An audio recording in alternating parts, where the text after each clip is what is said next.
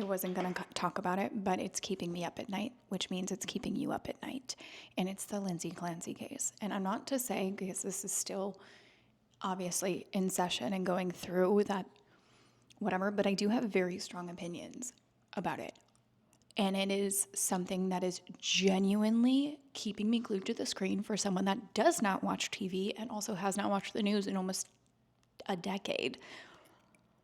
And it has me thinking about how you're sitting there probably feeling something similar. And if you don't agree with this, you don't agree with us, and that's totally okay. But if you don't know about this case, it is about Lindsay Clancy.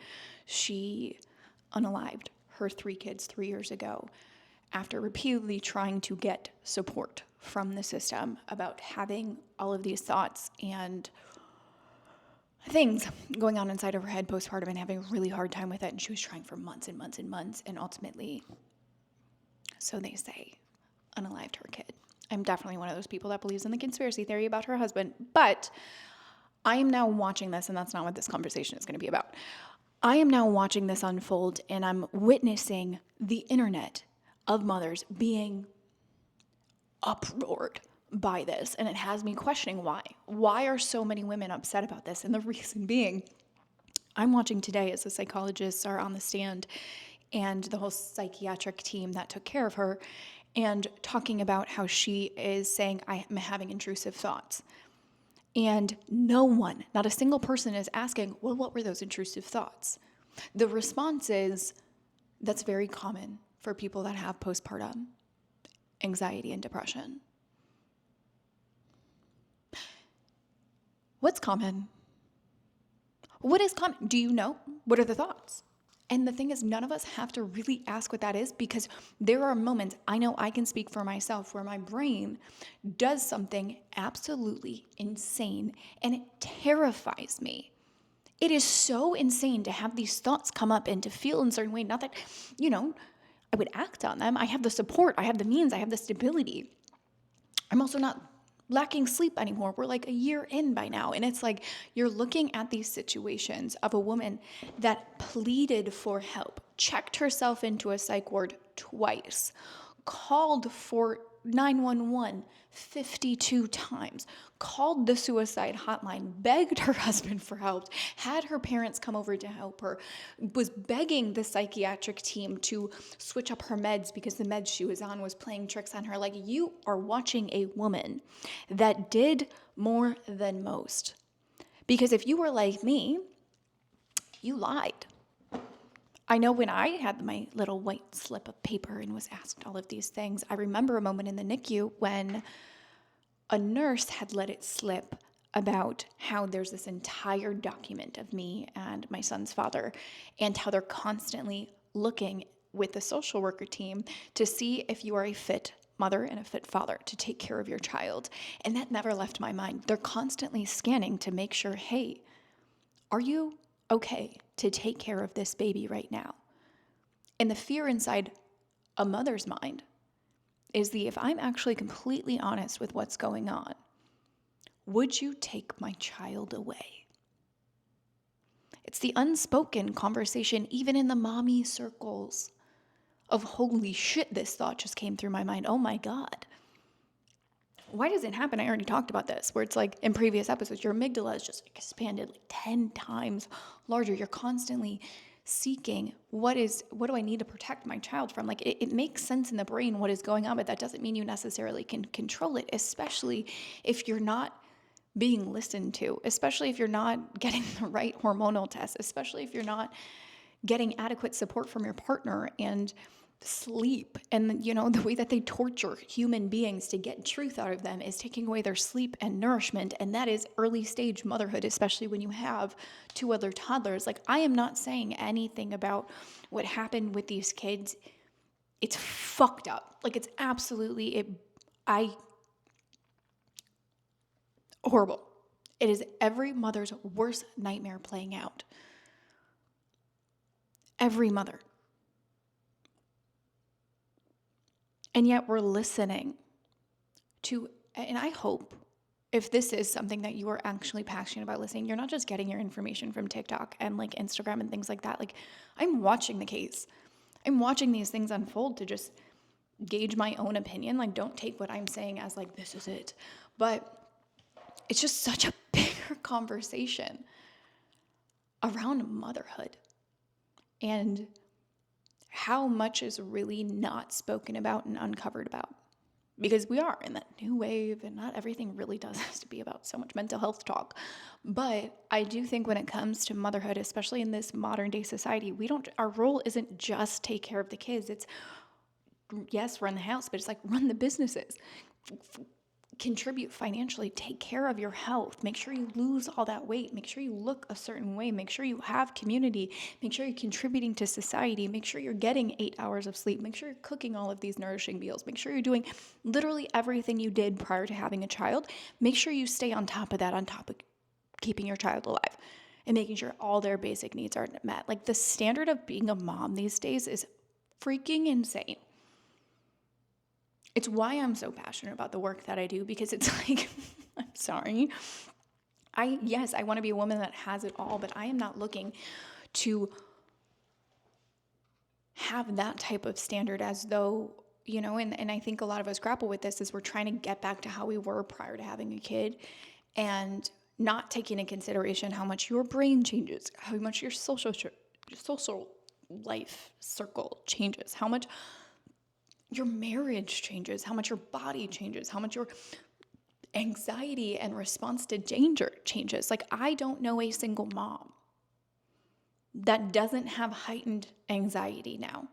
That often leads to some sides of depression because you're sitting there and it's just very confusing time. But like, there is such an unspoken mental health conversation. And I'm unfortunate that this conversation is the one that's starting it. But hey, maybe that was God's plan. Like, and that sounds fucked up to even say, and I'm questioning it, but it's like, there needs to be a bigger conversation about this. There needs to be a place where it's like, hey, it is safe for you to actually disclose what's going on inside your head. It is safe for you to be a human in order to get the support that you want. Because the thing that's really driving me up a wall when I'm watching the prosecution is sitting there being like, well, she didn't fully say that. She said she was thinking about it. That's her saying she's fully thinking about it. No one thinks about just, I'm going to be thinking about it soon. No, that's her being afraid to tell the truth, which all of us can agree to. Because what is on the other side, I don't know. If I fully disclose the honest truth about the things that are going on in motherhood and how everything is shifting and churning and my brain is literally a crazy place, what's going to happen to my children? That's what's going on in your mind. If I really disclose with everything that's going on and what is going to happen to my children, and as a loving, caring mother, which is why you have these intrusive thoughts, which is why these things happen, because you love your kids so freaking much, that is a horrible thought. So we keep it inside, we stuff it inside, and we don't even tell the people closest to us. This is what is wrong with maternal care and the mental health conversation around it, and that it's so new. Because we're watching this woman and it's like, not a single person, not even her ex-husband, had anything negative to say about her. They could find no past of negligence or harm to her children. Her entire house was made up of basically a kid's home made for them, and how this was her dream. And then her brain went left and broke for a little bit. And it also, it's a different topic. I was going to say, this is also what pisses me off about not actually doing full thyroid panels or knowing actual hormonal health and looking at these things and understanding this stuff. And I think there's just so much to the conversation that doesn't make this woman a crazy person.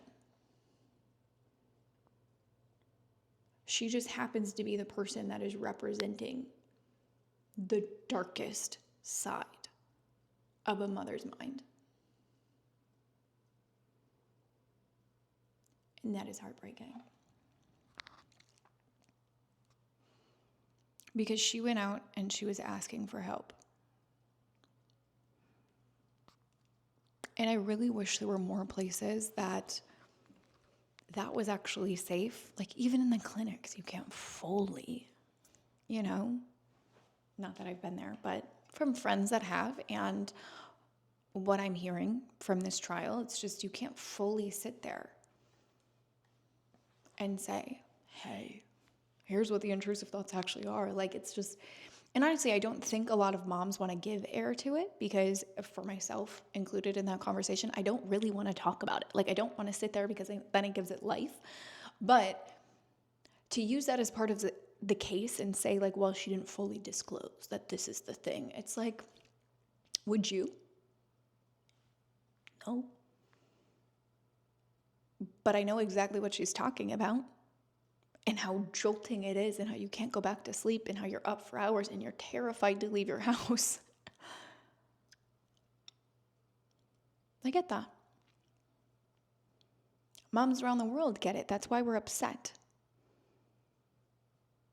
And why it's also so important that you have the right support system. It's a whole other podcast, but making sure you're clear on who you have children with. And it makes me so upset where I sit and I listen. Jonah's husband didn't even shed a tear, which is so bizarre to me. But, you know, when like school bang bangs happen, we now charge the parents, right, for negligence. I'm confused why we don't do that with partners when this stuff happens, because that is the closest person to you. And when you are disclosing that, hey, I am having these thoughts and they are terrifying to me, and you're not, I don't know, handcuffed together, I think that person should be held accountable too. It is horrible. It is absolutely horrible. And I'm sure in these cases we love to blame. Like that is a thing. And I'm not trying to blame anyone in this situation. I really want the conversation to just bring highlight to awareness that, one, the system definitely needs to be updated and changed and safe. But two, for you, to know that you're not alone. That all of the things that go on inside of a mom's brain and all of the stuff that is happening. There is a reason there's an uproar on the internet right now. And it's not just because her lawyer is a really good lawyer and making a really good case. A mother's intuition knows that something doesn't feel right. And that we're watching people that genuinely have nothing bad to say about this person. To the point that they even visited her after she did what she did. Her friends went and visited her at the psychiatric ward. That says a lot about who someone was. And how much we need to fix in the system for someone that is begging for the help so this doesn't happen, because this did not need to happen. That is clear. This didn't need to happen. And that the case is revealing all of this. And so if you're feeling a lot of stuff and you're feeling triggered and you're feeling like this is all you can think about and you're feeling like, whew, I'm with you in that. Like this is literally all I'm talking about right now with my close family and friends. It's what I'm watching on TV. I should probably put boundaries in place, but I honestly, my best friend was on the phone with me last night and I was telling her, she's like, do you feel like it's healing you in some way? I'm like, I honestly don't know, but I can't look away. And she's like, I think it is. I think it's validating feelings that only mothers have, that they don't yet have words for or have actually let themselves express or be known in. And now we're watching this woman stand in for one of our deepest fears and something that we hide because there's so much shame around it. And there's books about, mothers have dark thinking, whatever that book is. But like, there's lots of books on it actually about scary thoughts. That's it. Moms have scary thoughts. Like all moms have scary thoughts.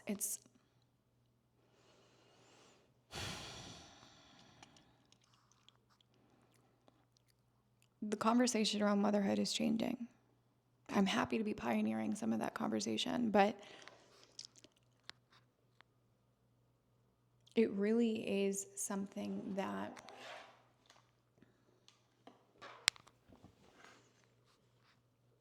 I know when I was going through, I felt so lonely. And they say motherhood is a very lonely journey. And I think they mean it as though, hey, you lose friends and like you're home all the time and you can't go do the things you used to do and like your life completely shifts. And that's part of it. But from my experience, I actually had my best friends. Yes, I lost a big chunk of friends, but they weren't real friends. But I had my really good girlfriends. But the lonely part is this part of the brain where there is no one to talk with, not even a therapist. You're just in it. And even if you do talk about it, you're not really talking about it. You're brushing up against it to see how much help you can get and what can happen. But you don't want to freak anyone else out. And if you talk about it, you also don't want to make it come true. And so it's that part that's lonely. It's this like the mental isolation that you don't actually let anyone in anymore. And if you have never experienced this, bless you. I'm so happy that that's your experience. And I also want this to put this in place where like, this is not everyone's case. I really want you to know that for anyone that is maybe not having children yet and you're listening to this just to get some insight, like please don't be terrified, but do make sure that you have your postpartum support in place and not just in the aftercare of who's going to bring you food, but like who's going to like your postpartum mental health is so important. I tried to have this conversation before Luca was born and I was able to have it with my girlfriends, thankfully, of just like, I know my brain. I know what I've experienced in the past. I know these types of things. I have a dark brain. That is no confusion to anyone. I have done a decade worth of work on that, but I remember going into postpartum being really afraid of what was going to happen and being like, hey, if anyone's going to get postpartum depression, it's going to be this girl. Like, I want to put everything in place. Like, my best friend got me all these supplements, got me all these books. They all stayed with me and checked in on me. And it wasn't just the first, 8 weeks. They were there for a year and a half. They're still there checking in, doing the things because you need that. But in order to receive that and get that, you have to be you have to actually talk about what's going on. I get it. It's terrifying because it's terrifying. And I mean, I don't even fully disclose the thing that goes on inside my head sometimes, but I do say like, this is a thought and this is what's happening and here's what I'm doing and here's what I need support in. Like you have to be, hey, this is the support that I need and here's the connection of where I feel disconnected and here's what I need. And you have to move the needle in order to create the support. I think a lot of human beings, we can see even in this case, like she was clearly not supported by her husband and thankfully she had her parents. But even that, it's like sitting there and saying, just, do you have a really good friend you can confide in?